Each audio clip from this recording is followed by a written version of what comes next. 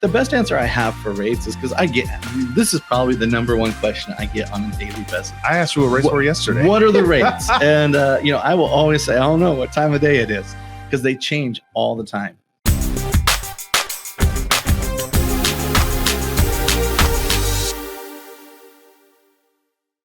What's going on, guys? Welcome to another edition of Dads on Purpose, the podcast. I'm your host, Josh Ashford, and for the very first time, we're doing a live show.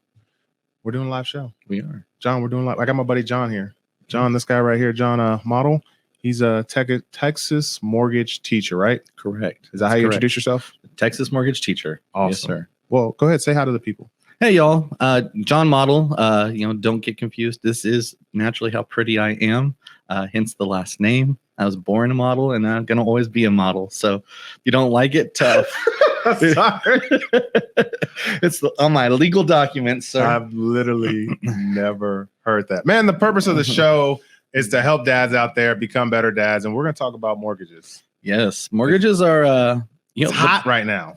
Not in this room, but it's mortgages hot. are hot. Yeah, they are. Hot. They are a hot mess. And so it's a complicated subject. It's simple and complicated at the same time. A mortgage is basically the money that the majority of people use to buy the home that they plan on living with. You made that really simple, though. That's it. That's the simplicity of it. So let's start here, though. Let's start here because I'm just gonna say, you know what? I'm gonna assume, but you know what happens when you assume. We're not gonna say it, but you can Google it. But I'm assuming that a lot of people out there know what mortgages are, but I don't think everybody. We talked about this before, like real quick. Like I don't think everybody knows what the mortgage process is. So kind of like walk me through like what that process looks like at a high level. Right, and the mortgage process is honestly it's a lot more simple than people think it is. You find a loan officer like myself. You can go with a big box.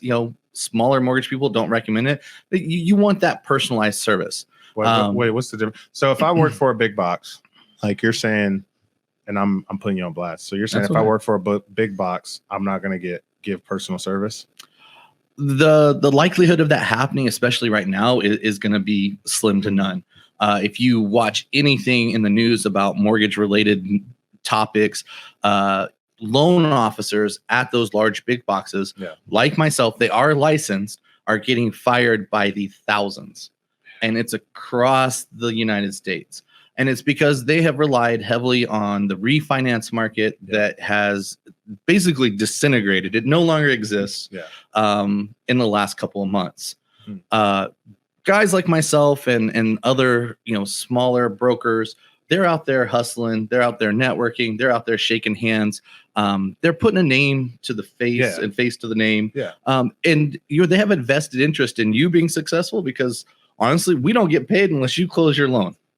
And, so there's a lot of upfront work as a loan officer, especially like an independent or a small brokerage that happens that we don't get paid for.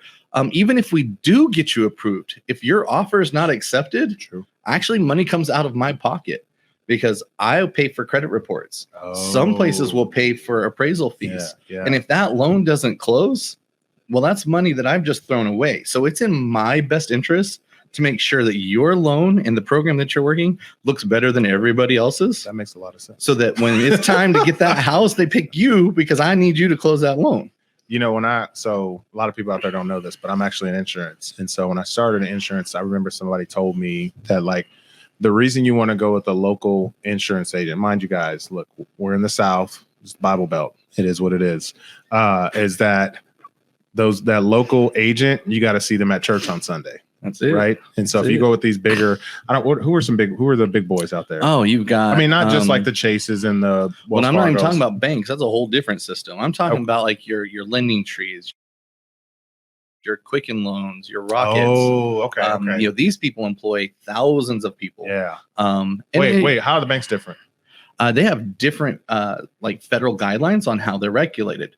And so they just work in different markets and banks. Because now I'm curious because I'm like, I didn't like really like seriously. I didn't know that there was like a difference between like going to Chase, and going to the Lending Tree or the Rocket Mortgage. So if you go to a local bank, which is great, I would suggest going to a local bank for some things, but your mortgage might not be the best option because that loan officer isn't actually licensed in most instances.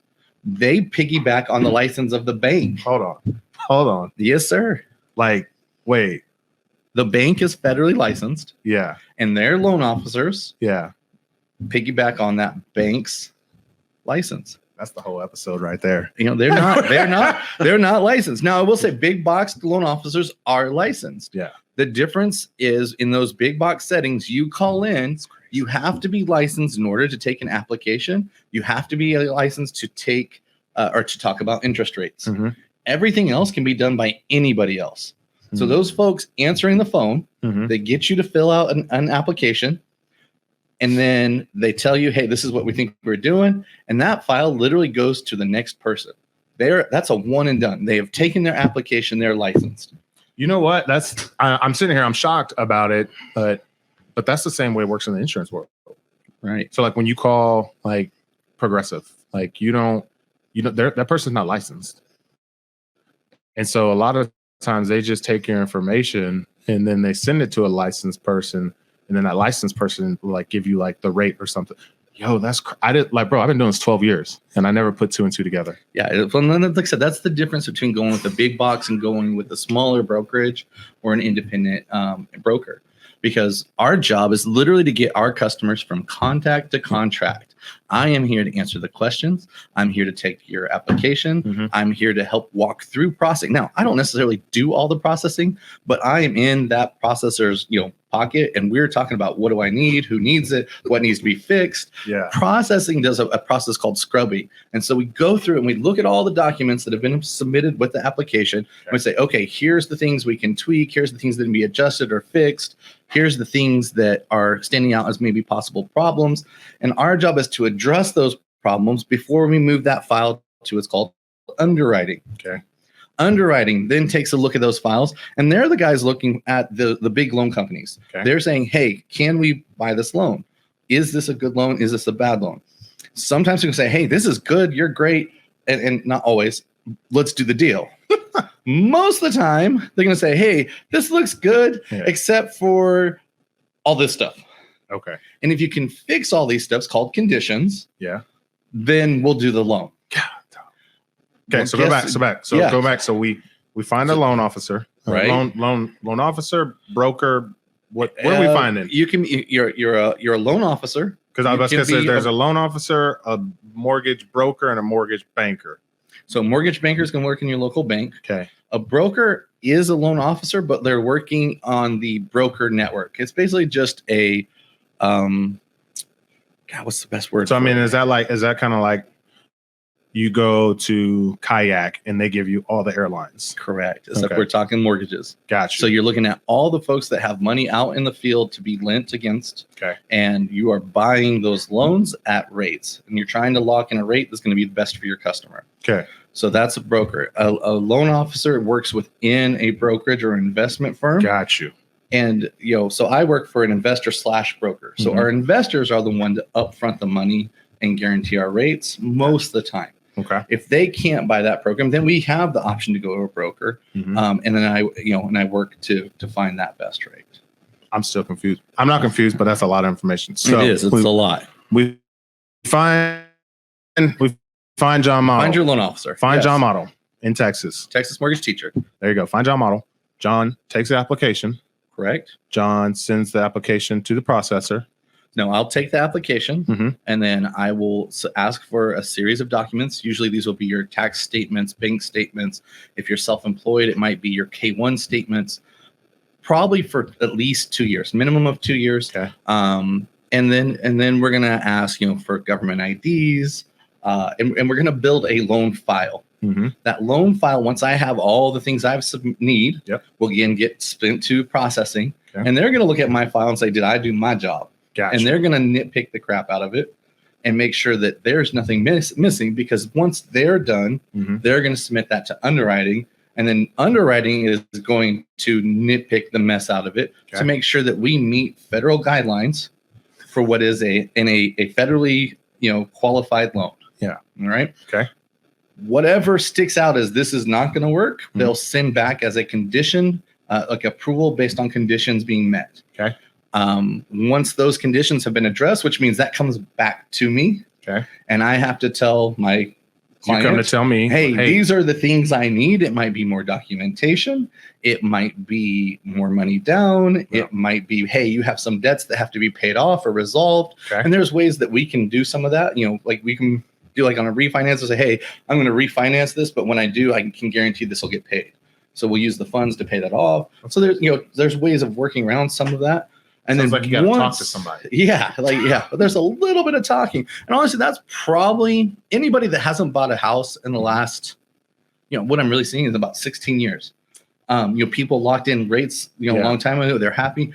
That is, that 2008 literally changed how work was done. The visual is, the federal regulations like this. And they like to say that, the Fox River Garden, the hen house, it wasn't federally regulated. Yep. Now it's like, some people would say too much regulation. And so the book went like this to like this. And so we are making sure that we meet those guidelines so that we get your loan approved. So once conditions are done, boom, then we go back to underwriting. They will send it to a second underwriter for a second set of eyes. Wait, what? Yeah. So you have underwriter 1, underwriter 2, second set of eyes. This is usually like, the underwriter's boss. Not always, but most of the time. I'm like, what's the point of going to underwriter 1 I get it, a second set of eyes, but like if my job as an underwriter is to underwrite, why do I need someone else underwriting my underwriting? Well, sometimes again, it could be based on years of experience. Okay. It's just, it's the chain. It's the ladder that it goes through. Cool. Now, like if everything's good and that file doesn't need to be fixed a second time, then it'll move on to what you get. It's called clear to close. That's the word I like to hear. Yes. Well, kind of. Clear to close means you can go sign some papers. Yeah. Because the deal isn't done until you've done the paperwork, right? Yeah. So, my wife's grandmother has made a little, embroidery thing, and it's in our bathroom. It's this little kid on the pot. It says, "Ain't no work done until the paperwork is done," and that's true with loans. In Texas, we have what's called a wet closing. I want that. Yeah, me too. When she passed, that's the one thing I asked for our house, and it's lived in our house for. Ain't no work done till the paperwork's done. That's right. Boy, you know what? I'll send you a picture. I'm gonna tell my wife to get me a shirt made. There you go. Anyway, sorry. So anyway, you get clear to close. The clear to close basically says you have done all the things that you need to do. Okay. At this point, you usually have a property in mind because you've gotten pre-approved at that first initial, and then underwriting gives you the pre-approval, or sorry, the full approval. The clear to close says you can go to a title company, and the title company is going to get you to sign all of your legal documentation, all your disclosures. Okay. And then once you sign, do I have to pick my title company? It depends. When you are buying your house as a primary residence, then usually that is going to be done by well, again, it's up to you. You can always choose. Title is one thing that is not dictated. Most of the time will be chosen by a realtor or some party that they can suggest. Yeah. But is not a requirement. You can work with whomever you want. Gotcha. Refinances, usually it's just a title company that we have a relationship with, and we'll just kind of knock it out. I'm just trying to think like all the things, like if you're buying a house, like all the people that I need to talk to. Like obviously I need a realtor, so like then now I need a mortgage person, and then you're saying I need to find a title person too, or my mortgage person or my realtor might already have a relationship, so I don't necessarily need to like go Google that. Just like, hey, who do you typically use? In the grand scheme of things, the way that mortgage people would like for it to work is we'd like folks to come to us first, because you can't buy a house if you don't have the funds. You're right. And if we don't do the pre-approval, especially in the Dallas market right now, there are realtors that won't even talk to you. Hey, let's go see this house down here. What's the sales price? Oh, $550. You got a pre-approval? No. Well, I'll get it. Yeah, and they'll say come back. They'll say come back when you get that. You know what? I actually did that. So, we bought our house. I think I did that before this madness started in Dallas. It was, it was probably like 2018, 2017, something like that. That's one of ours. Yeah, my wife and I, we were looking for a place, and no, we weren't even ready. And we had a realtor friend, and we're like, "Yo, this house is coming available. It's like three houses down from my wife's sister." We're like, "We want this house." We were like, "Yo, let's go see it." Sure. She got us. We went to go see it. We fell in love with it. She put a pre-approval in, or she put a offer in, and said, "Hey, we're gonna get our pre-approval on Monday." Pre-approval didn't come through, and so I'm like, I wonder how many people waste other people's time by not doing the steps like that. Right. And so the realtors have done a great job of courting the market and saying this, we're the first stop. Okay. And the realtor is a resource. They are there to show houses, to give you information about the market, advise on what they think houses should or shouldn't sell for. But at the end of the day, getting approved for that money, that's not their lane. And so they're going to have a relationship with 2 or 3 loan officers, and they're going to say, "Hey, here are the people I work with. Choose." Again, you don't have to choose that person. And if you're in this market, again, I know realtors that be like, "Hey, are you pre-approved?" Like, no. And there's like, "Oh, well, talk to me when you are. Here's the people I work with. Come see me, when you're done." Yeah. A pre-approval can literally take anywhere from 5 to 15 minutes. And again, it's based on how much information you have available and what's going on in the world of whoever you're talking to. It's not hard to get pre-approved. Now, there's a difference from pre-approved and fully qualified. Pre-approved means based on the information you gave me, the little bit of information, we think that we can get you pre-approved for X amount of dollars. Gotcha. It's still got to go to. We still got to do all that other stuff. Okay, right. So we do all that. Right. So let's get back to it. Sorry, my ADHD is crazy. So Me too. we go through the process. We get John. We get we go ahead. We get the paperwork to John. John sends it to a processor. Processor makes sure everything's good to go. The processor sends it to the underwriter. Underwriter's like, "Yo, John, you didn't do your job." Sends it back to John. John talks to the customer and he's like, "Yo, these are the things I need you to do." Customer then sends everything back to John. John sends everything back to the underwriter. Underwriter's like, "You know what? This looks okay. Let my boss check it." Boss checks it. Everybody's good. Everything's in line. You got the clear to close. Now we go to the title company. After the title company, then what happens? In Texas, you get your keys and you go look at your new house. Oh. You just wait on the loan to fund. So that whole process, how long does it take? Like that from the time. Ooh. So okay, so if I have a house and that I'm working with a realtor, I come to you, I get the pre-approval first. So I already got the pre-approval. So I found John, I get the pre-approval. I send you all the documents, whatever. And John's like, "Okay, you're pre-approved for $100,000. You're not gonna get anything in Texas, but I'm just using round numbers." Sure. So the 100,000. Yeah. So now I go and I'm pre-approved. I go look at houses. I put an offer in. The offer gets accepted. After the offer gets accepted, I'm just going off of my own experience. I'm buying houses and what I think I know. After the offer gets accepted, I call John and say, "John, I'm under contract."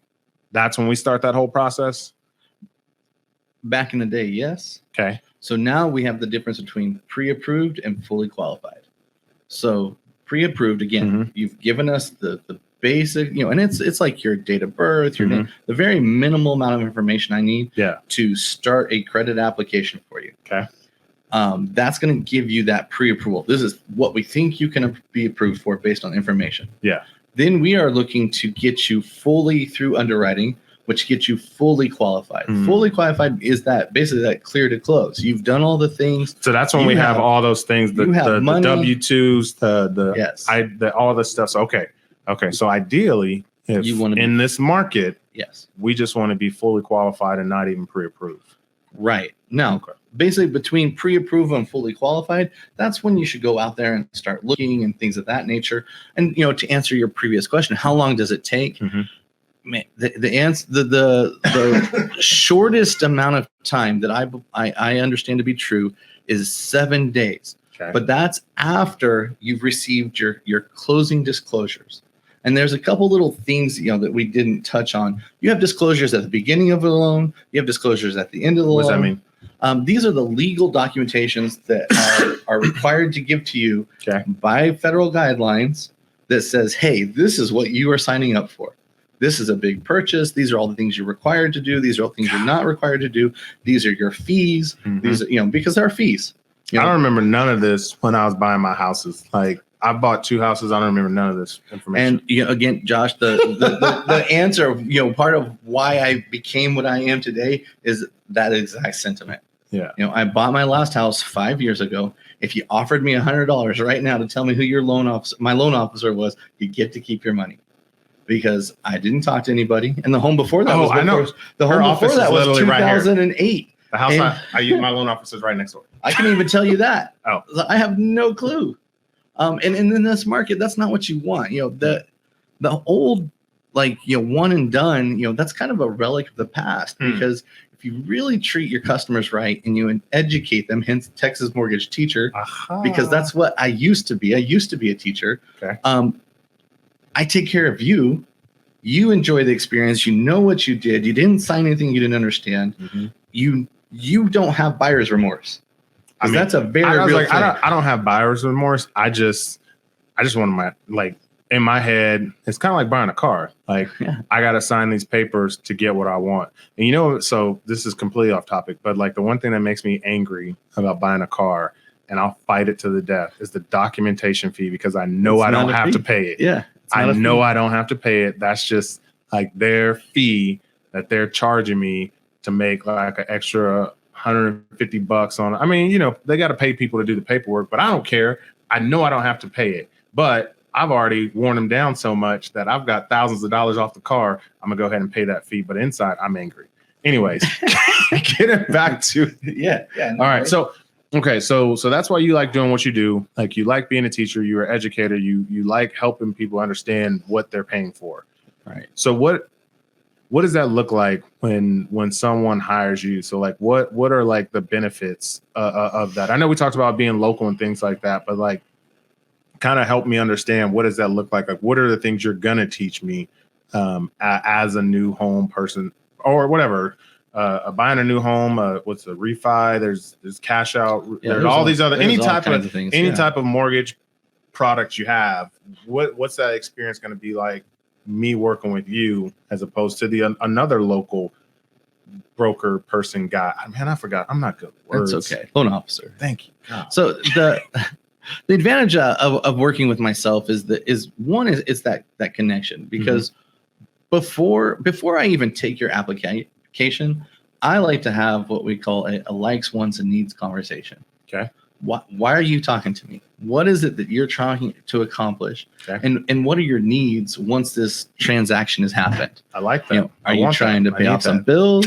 Are you just trying to upgrade the house? Are you trying to downgrade the house? Yeah. What is the purpose for you contacting me? That's good.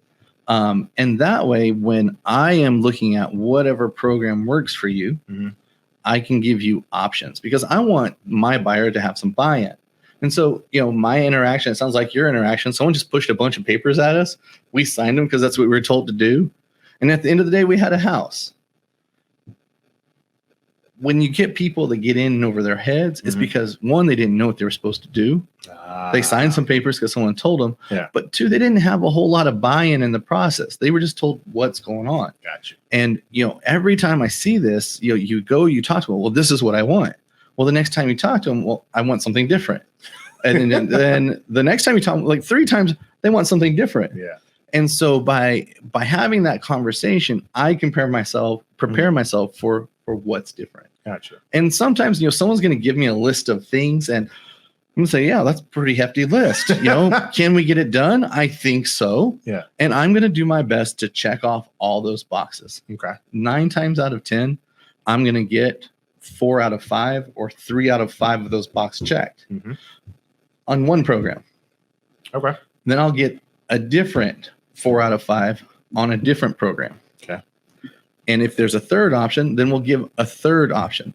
And then that takes some of the, the responsibility, the decision making off of me, and helps get some buy-in from the folks that I'm working with. I like it. And my job is to look at what is it that you want, and based on what I know and what you need, do they align? Gotcha. Because a lot of times someone's going to say, I want this. Well, based on what you want, what is the most important is going to stop you doing from the other 4 things that you want to do. Yeah. Well, this one thing that stops these 4 things is going to let you accomplish all the other things, but you have to do this one thing instead. So it's never going to be perfect. And that is the whole point of having a loan officer that's going to walk you through this. It's not hard. It is sometimes tedious. Yeah. It does require participation. Ooh. It does require patience. Ooh. Listening skills. And in conversations. And sometimes those conversations aren't pleasant. Go back to the patience part. Yeah. And I'm not absolutely like I'm not bad when it comes to patience, but I guess in my eyes, I kind of want to understand this is gonna sound bad. I don't know how to say it, but I'm just gonna say it and then we're gonna deal with it. Like, why do I need to be patient? Like if no, it's a good question. If I'm, you're gonna get paid like off of my deal, so like why can't we move faster than what we're moving?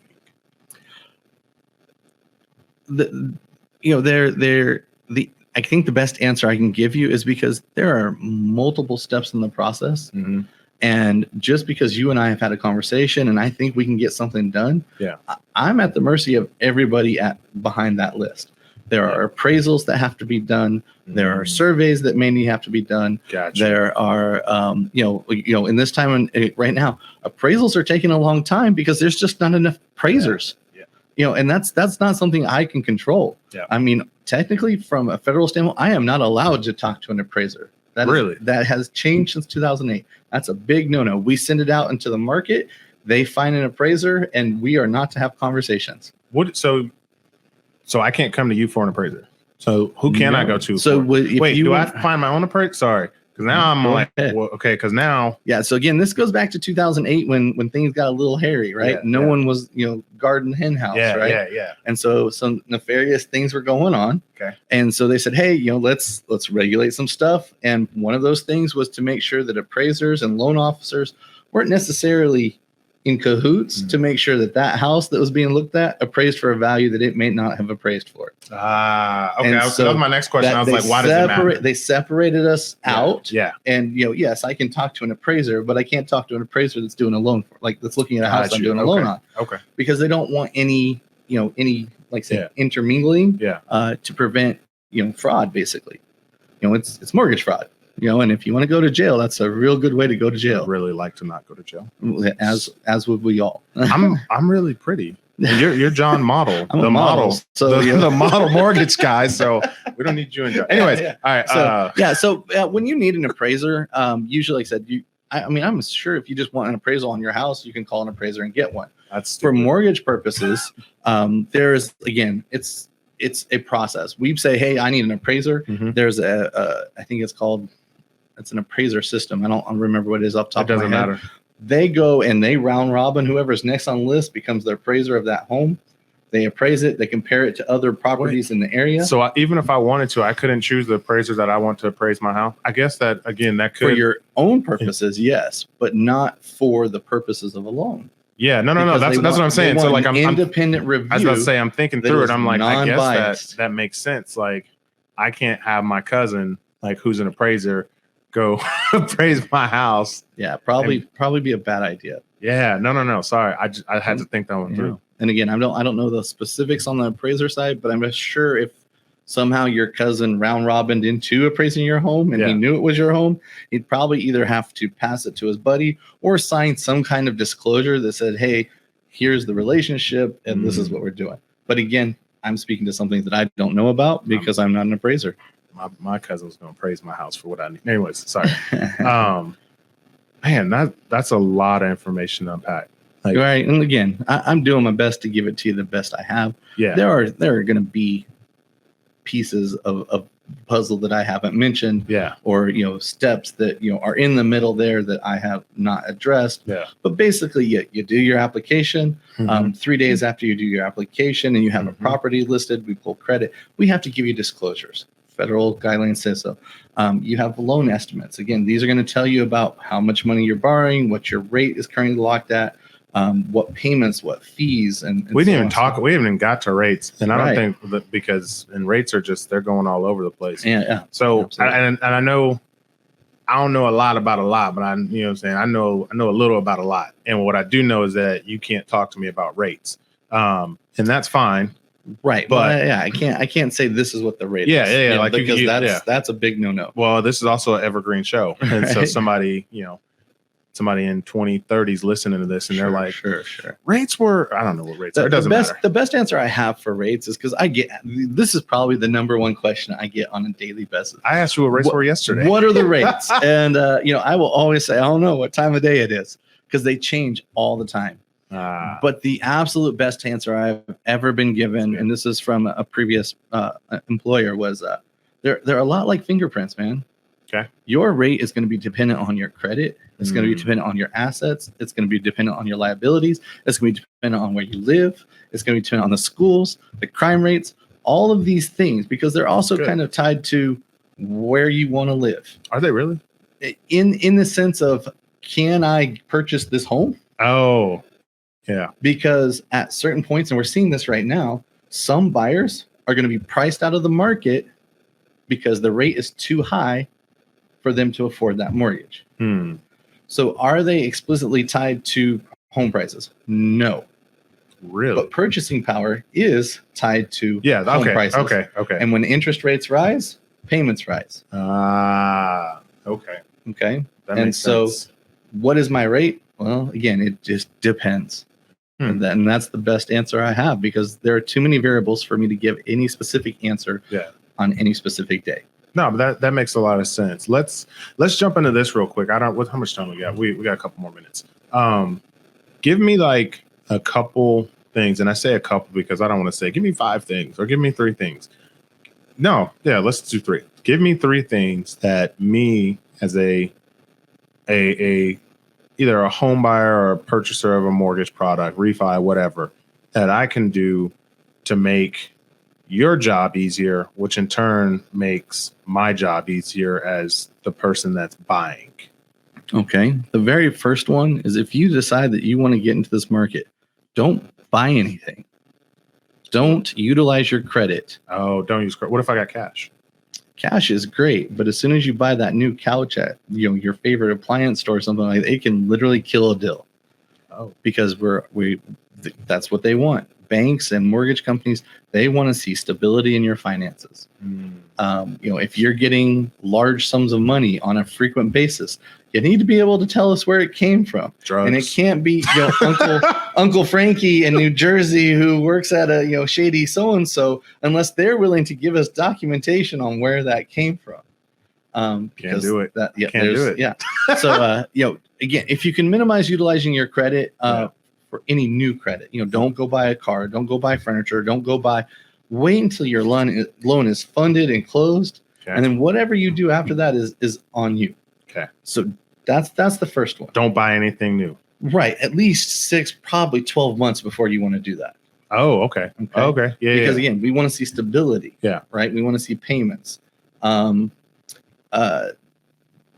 Another one was, don't necessarily close like credit cards. So we don't want to see major changes in your credit profile. Because, if you've ever watched your credit score, if you close a credit card, man, it tanks. Yeah. Now it'll come back in a couple months. Yeah. After it realizes, oh, this is a blip on the radar, we'll fix it. But you're going to get hit initially. Okay. So no major changes to the credit. Don't buy anything. And 2, just start collecting paperwork.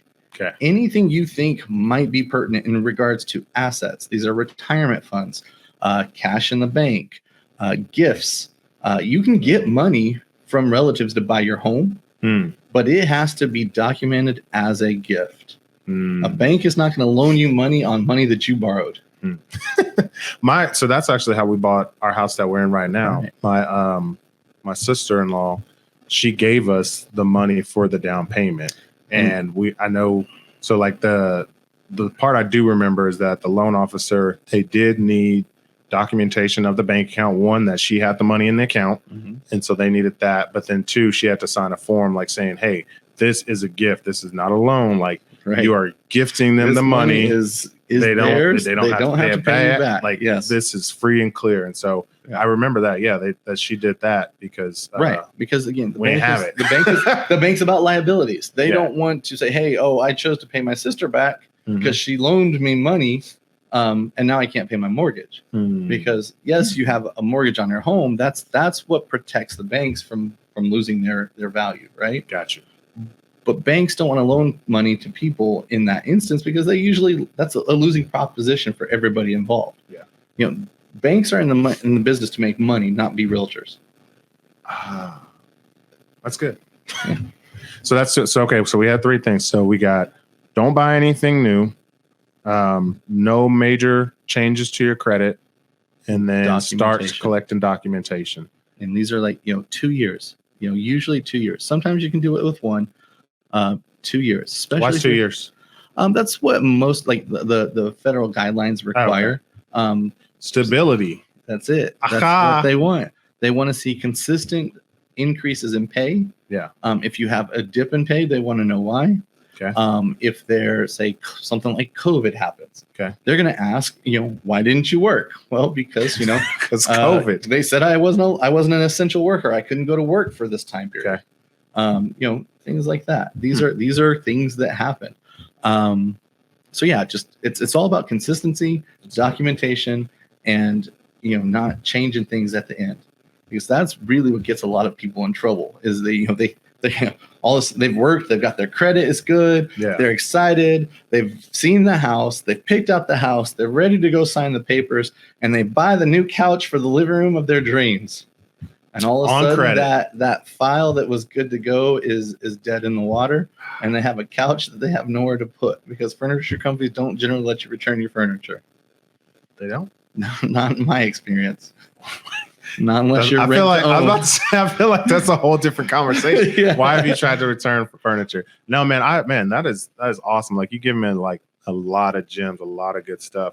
What is something that you would want to leave besides what we just talked about? And you would want to leave everybody out there with? Trust the process. Trust your loan officer. Realize that this is stressful, but it's stressful for everybody involved. Mm-hmm. So when you're ready to, shoot somebody, just take a deep breath. Woosah. Get the tension out. But then call your loan officer and express what's going on. Where are your frustrations? Yeah. They should be talking you through this process, even if there are no changes. This is where we're at. You should hear from that person about once a week, and you should have some kind of update. Now, there are a lot of automated processes in there, and and part of when I'm talking with folks is, what is the best way for me to communicate? Do you need to hear my voice every day? No. Do you? Some people say yes. I want to know what's going on. Really? Some people are good with the text message. Some are good with the email. Yeah. Some could care less that they talk to me until they sign some documents. But if you have questions, talk to the professionals. Google's not always your friend, And so sometimes just going to the source is going to be your best bet. I like it, man. Well, I appreciate it. Where can they find you at, man? You can find me on Facebook under TX Mortgage Teacher. So Texas Mortgage Teacher. You can find me on Instagram, TX.Texas Mortgage Teacher, or TX.Mortgage Teacher. Sorry about that. Yeah, I'm gonna put it in the show notes, so it doesn't matter. And then look me up there. You can direct message me there, or you can call me directly. Do you want to give out your phone number? Probably not the best idea, but don't give it out. I won't at this point. Just hit us up on YouTube just find me. Yeah, we'll figure it out. I'll be around. Yeah. Yeah, well, I appreciate you, Jon. Thank you guys for tuning in. Everybody out there in podcast land, do your job. Like the podcast, subscribe to the podcast, share the podcast, share it with 3,000 people. I don't know how you're going to share it with 3,000, but share it with 3,000. We love you. We appreciate you. Take care. God bless. We'll see y'all next week.